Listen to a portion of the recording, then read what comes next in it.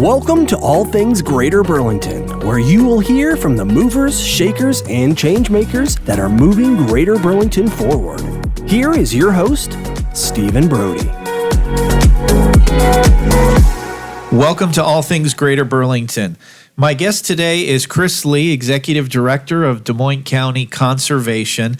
And Chris is here to talk about all things that takes place under the purview of Des Moines County Conservation. And I have to tell you, I was out visiting with Chris, and he was very gracious of his time and took me on a tour. And I was amazed at the expanse and the variety of locations and activities that take place under this man's watch. And so, Chris, thank you so much for being with us today. Yeah, thanks for having me. First of all, let's get to know you. How long have you been Executive Director with Des Moines County Conservation? So I became Executive Director in 2013. I started my term with the Conservation Department actually way back. It'd been the early 2000s when I was going to college. So I'm a BHS graduate. I graduated in 2000, went on to SEC, and during my summers there, I interned with the department and got to know all the team there, and I already knew kind of the parks because I was a park user anyway, but kind of got to see the operations and fell in love with it. I knew I always wanted to be home, and decided that I wanted to get back here at some point, and I was lucky enough. I graduated college in 2005 and worked down in Missouri for a little while, and then in November of 2008, I was hired on with Des Moines County Conservation. Then I was natural resource manager, worked my way up through the ranks, and in 2013 became director. Have you always loved the outdoors? Absolutely. So the outdoors really defined me as a person. So growing up, I grew up south of Burlington. My family had a cabin down on the Mississippi River. So the bottomlands south of Burlington really was my backyard. And I hunted, I fished, I camped, I boated, I played in the mud. I wasn't much of a sporty type person because they didn't have trap shooting or archery when I went to school like they do today. But and so the outdoors really, that was my thing. And so it made it a pretty easy decision when I went to college as to what I was going to go into, and it was going to be something conservation or natural resources. And so I majored in animal ecology and graduated from Iowa State with a degree in that. Animal ecology. I have to say I've never heard of that major before. So it's a fancy way of saying wildlife biology. Okay. Basically. You got these universities, they got to fancy things up and distinguish themselves, right? And so I think that's what Iowa State did. And so my intention was to work in wildlife and do habitat management. And that's really what I did starting my career. But it became more than that. To me, growing up, the outdoors was my sanctuary. It was my therapy. I struggled with some depression growing up, and had some family issues when I was younger. And the outdoors was a place that welcomed me no matter what. It didn't matter that I wasn't good at sports. I couldn't run fast and couldn't compete with my friends on the track or in the field or throwing balls. But I could go catch a fish, or I could just sit and listen to the breeze through the leaves of the cottonwoods, and that was everything to me. And the time that I spent with my family and my friends out there was times that defined me as a person and defined my life. And so when I had the opportunity to rise up through the ranks and put myself into a position where I could lead an organization that creates those type of places for people, I knew I had to be part of that. I knew that I had to give back to my community. This is where I was born and raised. This is my home. The people here are my people. And for me to be in a position to create the outdoor opportunities that I had growing up for people that don't necessarily have that in their own backyard, that was everything to me. And so really this is kind of my life's work of creating parks, creating places, and sustaining natural resources for today and the next generation. It's a legacy work, isn't it? It is, and I talk about that, and if you read the Hawkeye, I write a monthly column in the Hawkeye. I talk about legacy. I do a podcast for conservation professionals in county conservation, and I talk about that. We're playing the long game here. What we do today is affecting generations from now, and the things we put in place today as parks professionals, as conservation leaders, we are we are paving the way for future generations. We might not see the fruits of our labor, but you plant a tree today, you might not see the thing get to full maturity, but the next generation will. They're going to benefit from the shade that thing casts and the oxygen that it pours into the air and the carbon that it sequesters. And so as conservation leaders, we can't ever forget that, and that we're playing the long game here. And it supersedes any budget cycle, any political administration. We're in this for the long run. And that's really the timeline that we're playing with here. In the conservation world that you are in and dealing with colleagues, is there a common challenge that is out there right now that you all seem to face? And if that is, how would you say Des Moines County is faring with regards to that? So the short answer is always resources and budget. And we're not immune to that. Everybody has that. It doesn't matter whether you're Des Moines County or whether you're the biggest county in the state, Polk County, or the smallest county, Adams County. Everybody's got some sort of resource restriction. You look at some of these bigger counties or the state or even federal agencies like the Fish and Wildlife Service. By comparison to us, they've got money coming out their ears, but they're just operating on a bigger scale. And so it always comes down to that. You always want to be able to do more. But like I said, we're playing the long game here. And I think the bigger question that a lot of us in this industry face is the times have changed a lot. The younger generation is very different, and every generation prior to us said the same thing. This young generation just whatever. They don't get it. Exactly. And they don't get it, or they don't have a work ethic, or they're lazy, or whatever. It's that way. Every generation looks down on the next one. But technology has changed a lot. The perceptions of the safety of the world has changed a lot. Even though we have all this information at our fingertips, and we can identify a species of wildlife or a snake that you encounter faster than any generation prior to us, we have this disconnect from the outdoors because prior generations were very much connected to the outdoors. They get off school at the end of the day or get off work at the end of the day. They didn't go home and just veg on the couch in front of Netflix or scroll their social media.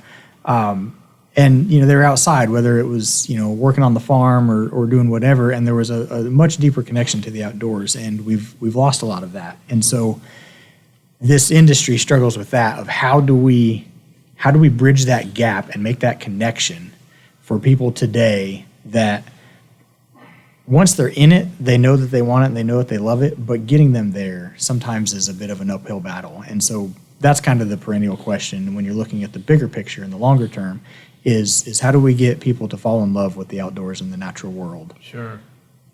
How much time do you think you spend between habitat and wildlife protection, preservation versus outdoor recreation, outdoor activities?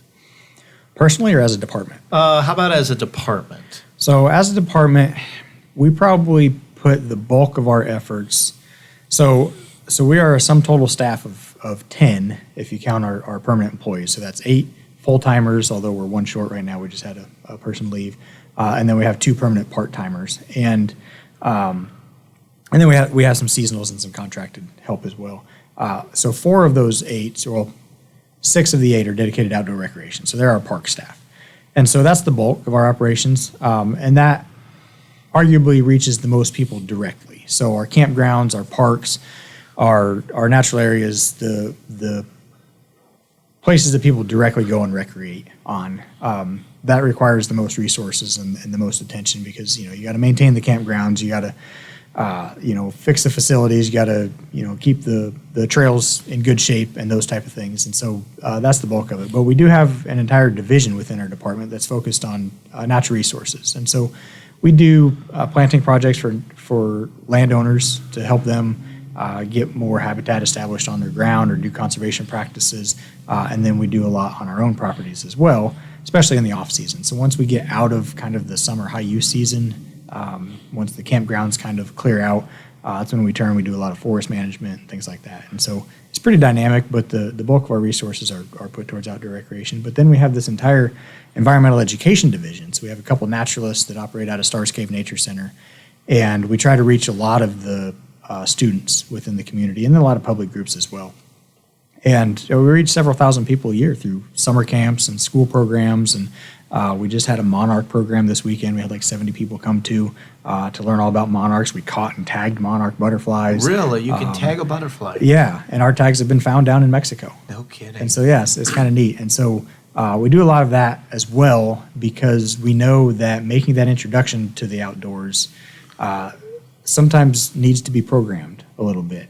Folks won't necessarily go do that on their own, but if they got a program they can come attend and learn about the monarch migration, that's one step closer to them going out and and even if they just see a monarch when they're out and about, they know, and it makes that connection to the natural world, and then hopefully they take the next step to go and visit the parks themselves, and it develops that appreciation over time, and then ultimately they learn to care about the natural world and then act accordingly to sustain it. You've got a lot of territory to cover. Like, you drove me around to several different locations. I mean, they're not contiguous with each other. Right, there are some that are really spread out. So, did you acquire those through donations or bequeaths, I guess, of estates? How do those come then under your supervision? Yeah. So all the above.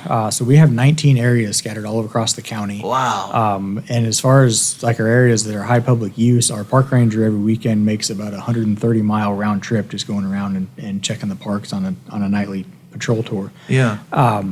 So some of them were purchased outright. So this is our 60th year. We became a department in 1962. And even back then, I think within a year or two of us coming into existence, the dream came about for Big Hollow, for our main park, our biggest, most developed park. I have a map on my wall in my office. I think it's like 1972 or 3, and it's an engineer's design with the lake and campgrounds and stuff on it. It's different than what it looks like today, but the lake is the same. They knew what the elevations were. And so that's how far back these dreams go of creating these type of parks. And so some came to us through donations, some came to us through outright sales, just different ways. We're very strategic about how we try to acquire properties, and we're working on an acquisition that was actually just in the paper here, I think a week ago, that talked about an acquisition we're working on because it's got known habitat for an endangered species of bats. And so, it will only ever be a natural resource area. We're not going to have any developed amenities or campgrounds or anything on it. It's just going to be a natural resource area. And so we have those all the way up to Big Hollow, where we have 38 campsites and a big lake and an observatory and a shooting range and all sorts of stuff. So yeah, Big Hollow is pretty amazing. yeah, it's quite the place, isn't it? And you told me that you get campers there most of the year, don't you? Yeah, so from about the first part of April into November, and last year we even had campers in there in December during deer season. Wow. Which is amazing. So every year we log visitors from about 40 states and half of Iowa's counties. We've had visitors also from Canada, Germany, and Australia. How do they find out about you? I guess how you find out about anything, really. I think those folks from Australia, they were going coast to coast across the United States, and they were nice. coming through the middle part, and they were just looking online. Yeah. And we were close to the route that they were taking right through the heart of the United States, and they made a reservation, came to our park and stayed, and they just loved it. They said we've stayed in a lot of state and federal parks, and this one competes with them. Yeah. So that was a pretty cool thing to hear, because that's what we're going for. You're involved with the hiking and the biking trails too, aren't you? Yeah. Yep. So the Flint River Trail, so we manage the county's part of that, so outside of the city limits. We manage that. We have trails in a lot of our other parks. So all told, we manage just shy of 30 miles of trail throughout our county park system. And that could be everything from, a paved trail that's on the backside of Stars Cave, just a mowed trail. We have a mowed trail all the way around the lake at Big Hollow, and a couple miles of mowed trails at Hunt Woods and things like that. And you're trying to work in one section right now, aren't you, where the trail doesn't necessarily connect? Isn't that right? And so you're wanting to try and solve that. Right. So, like I said, we play the long game here. Yeah. And this Flint River Trail idea dates all the way back to the early 2000s. It was tied to the Vision Iowa project that built the library and renovated the Bee Stadium and things like that. And the dream was to connect the city of Burlington's riverfront to Big Hollow, the county's most developed park. And so we still have some gaps in there that we're trying to fill. And sometimes these things just take time. Sometimes it takes generational turnover. And, you make these things a priority, and you say, at some point, we're going to get this connection made, and then when the opportunities come along to make it happen, you jump at those. But you've got to position yourself so that when opportunity knocks, you can open the door. Yeah. One of, I think, the hidden gems or folks from this area that maybe not everybody knows about is Aldo Leopold. Yeah. And I was very heartened, I guess, when I went to Stars Cave, and you took me up, what is it, on the 3rd floor? Yeah, the Leopold Loft. It's the Leopold Loft. Yeah. Yeah, so talk about that. So a few decades back, Stars Cave is an old barn, and in the 3rd floor of it, I want to say it was the 90s, they got a grant to renovate that 3rd floor, and they turned it into a classroom space, and they called it the Leopold Loft. So it's just one big open room. We host our 100 Ed programs there sometimes, and they use it for summer camps, and local groups around town will hold meetings there. And it's just kind of a classroom, just a big open classroom, and it's all about interpreting Leopold. And we just had a staff meeting, actually. So Aldo Leopold is known as the father of wildlife management, one of the biggest names in the modern conservation movement, and he's from right here in Burlington. And a lot of people credit him and his famous land ethic to the experiences he had. He ended up in Wisconsin and had his shack up there and the property that they had up there. But when you think about, what defines you as a person, and generally it's those experiences you had when you were young. And so we know the experiences he had when he was young growing up here and around these areas is what helped set him on the path that he became, the conservationist that he became. And that's something to be proud of. And so we just had a staff meeting at the birthplace homes right up here on top of the hill.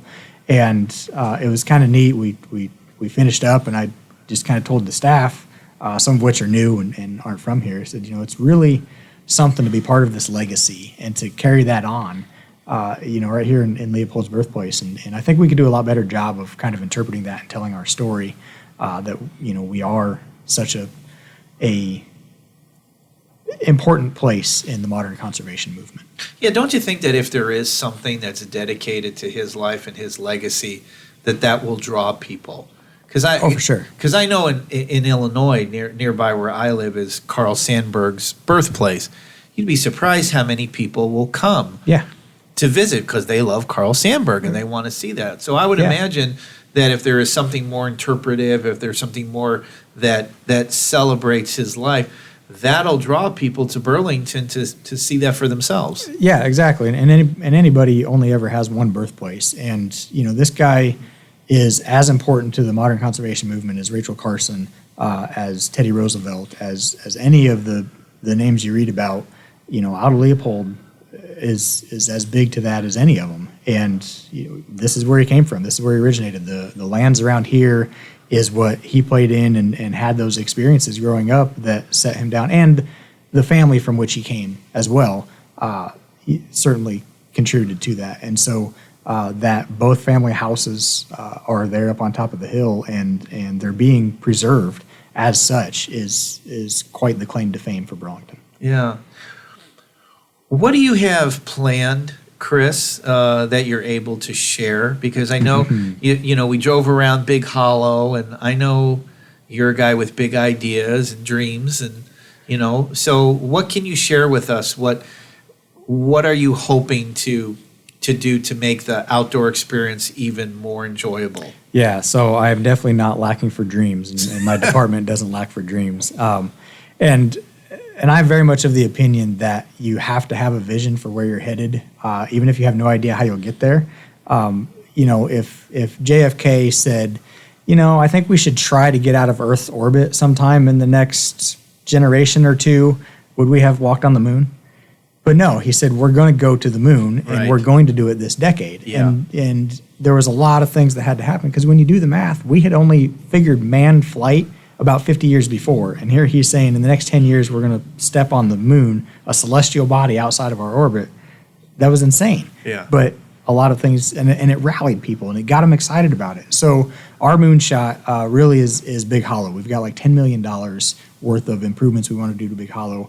We want to create the type of place that will compete with any state or national park out there. Maybe not in size, it's 800 acres, and so, we're not talking thousands and thousands of acres, but in quality. Okay. And so these dreams include lakefront cabins. So cabins, it's got a great big glass front overlooking the lake. You walk out front of this cabin, you walk out on the deck, and you can cast a fishing line right from the deck. Who wouldn't want to do that? I know, exactly. And we would have people from all over the country, all over the world come to stay at these cabins, and it would really put Des Moines County on the map. And it would just take that park to the next level. And along with that, just your standard park improvements, paving the roads, adding campsites. So we're planning on doing that next year. We already got the grants lined up to make that happen. We're going to be increasing the campground by about 50%. And then just accessibility improvements. Big Hollow is just that. It's a big hollow, so the topography going down to the lake is pretty steep. So we want to make sure that we're putting in accessible walkways and accessible paths so that, folks that are up there in age or got some bad knees or some mobility restrictions are able to access these outdoor features. And, paving some of the campsites so that you come and you pull your campground in. I had an experience that was a family friend that was confined to a power chair, couldn't get around the campsites because they're all gravel. And some friends of mine had to literally pick him up in his chair and move him around just to sit him by the fire. And I said, this is not acceptable. Right. This is not the standard that we're trying to set in our parks. And so a lot of things like that. You go to our website, dmcconservation.com, and you can see that, the big dream for Big Hollow. But then beyond there, we're constantly trying to improve our environmental education programming, and so we've been working behind the scenes doing a lot of that. And then this Flint River Trail, we'd like to get the connectivity made for it, and then over time get some of the on-road sections off-road, and then over a longer period even do some paving in some of the strategic locations, and just then get that trail connected to a networked trail system throughout the community here, so that you're connected to West Burlington, you're connected to Burlington, and then the features within those places, and just adding to those amenities that's all then connected. Well, all of that sounds reasonable, and that all sounds that everybody would want to get on board with something like that. So if you had any hurdles, is it basically just financial, or are there other bureaucratic issues that you'd have to deal with? It's largely resources, but see, here's the thing about setting a cool vision. When I take we have this master plan document that's got these really cool renderings of these cabins. When I take that and I bring that to people and I say, look, here, I have no idea how we're going to do this or how we're going to pay for it, but this is what we want to do, and we know the impact of it because we're already kind of seeing the impact that we have now. Yeah. It blows me away the number of people that say, I want to be part of this, I want to write you a check. And then that turns into more people stepping up and say, I want to be part of this, how do I contribute? Or maybe they don't have the financial resources, but can I volunteer to be on your fundraising committee? Things like that. And so we're already $500,000 in the last year of people coming out of the woodwork saying, I want to be part of this. Let's make this happen. And so then what we do is we take that and we leverage that with grants. And on average, we can usually leverage 2 to 4 times over. So for every million we get, we can turn it into 2 or 4. Excellent. Through grants and leveraging programs. And that's the biggest thing is being able to strategically use those resources that the state and federal programs provide, because that's, people love parks and they love outdoor recreation and they love this community. There's a lot of folks out there that really love this place. Is a lot of your time taken up writing grants to find that money necessary? Not a lot necessarily writing the grants. Yes, that does take quite a bit of time. I spend a lot of my time trying to build relationships and meet with folks. And I'm trying to do that more and more. I'm very much of a kind of an in-the-field guy. I'd like, be out there kind of in the field. And, and sometimes it feels like, sitting down, having another luncheon with somebody is like, oh, I'm not really getting anything done. Yeah. But you really are. I mean, and the Chamber of the Greater Burlington Partnership knows this. I mean, we're all about, making connections and building community, right? Right. And that's really what this is that we are a community. And when I go out there and I meet with the folks in this community and I say, hey, look, this is where we're headed, it just blows me away, the generosity of this community and the way people step up and say, I can't wait to be part of this. I know this may take a while, but this may at least help get you the leverage that you need. And so I try to do that more so than I ever really have, because I think that's what moves things forward more. Well, and I think you've got a good approach, Chris. I mean, obviously you've got the demeanor for it, because I know that when, and we talked about this before, at some of our government relations events and you have legislators there, you're in the room, they acknowledge you and they reference you. So there is that success that you have made in building that relationship with those legislators to know about you, to know of your awareness. And so I'm hoping that has reaped benefits. Yeah. And I think so, because we can go to legislative days and say, hey, you need to support this initiative or whatever, but it's something else entirely to say, hey, remember when we went to that park and I showed you this big dream for this park? If you were to vote to fund the Natural Resources and Outdoor Recreation Trust Fund, all of a sudden there's going to be literally hundreds of millions of dollars flowing towards parks and conservation in this state that would fund things just like this park I showed you. Yeah. And you remember all those people that told you how excited they were about those cabins? Those things are built next year if you would just vote to, to fund this trust that the voters of Iowa approved back in 2010. And so it's little things like that you got to make that connection first and let them know what the impact, I think, is going to be. And that goes for whether they're a politician or just a local community member that, maybe wants to do something good for their community when they write their will. Well, and impact is a big word when it comes to the work that you do, because it lends so much to tourism here as well. It does. Because all of these facilities that are available, it draws people here. Yeah. And so the byproduct of that, of bringing them here and enjoying what we have to offer. Well, and it's economic development too. I just got an email the other day, and I'm super proud of this. I can't wait to share it with Jeremy, actually.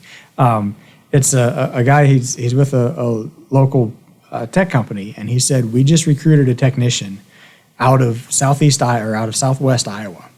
They've got 20 years of experience, and they said it's hard for them to pull somebody that has the experience. And as you know, that front-end training has got to be difficult, especially with this high-level stuff.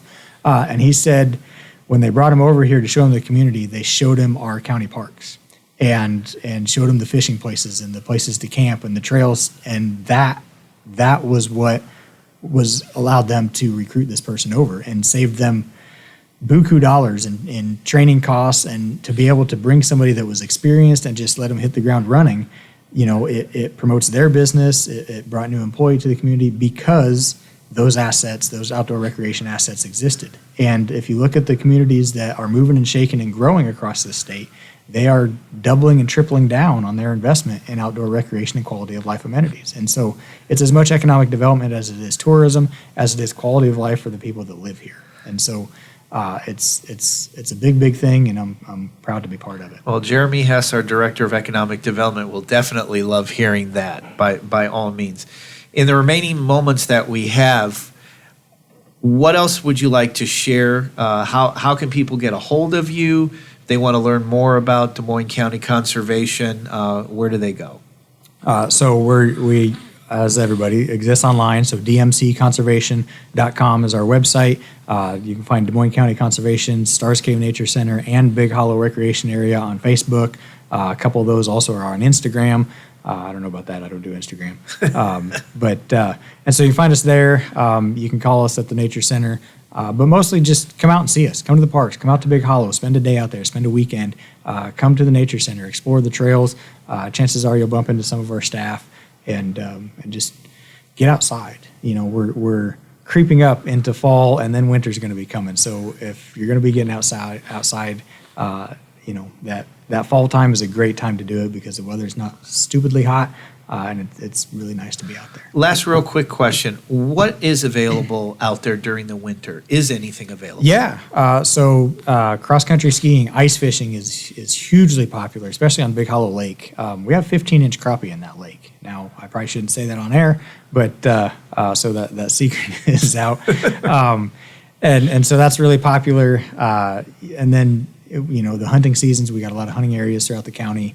And so there's a lot to do even in the winter. So 12 months out of the year, 24 hours a day, 7 days a week, you can get out there and you can enjoy everything that Greater Burlington has to offer with regards to Des Moines County Conservation and Big Hollow and all the properties involved with that. And Chris, thank you so much for being here. Thank you for being at the helm and the work that you do, the love and the passion that you have.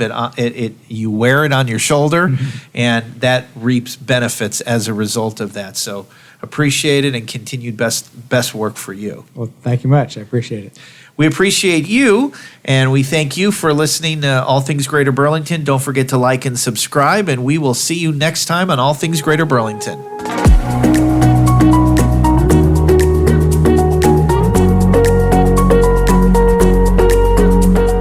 You have been listening to All Things Greater Burlington with Stephen Brody. Be sure to hit the subscribe button to catch all new episodes. To learn more about All Things Greater Burlington, visit greaterburlington.com/ATGB.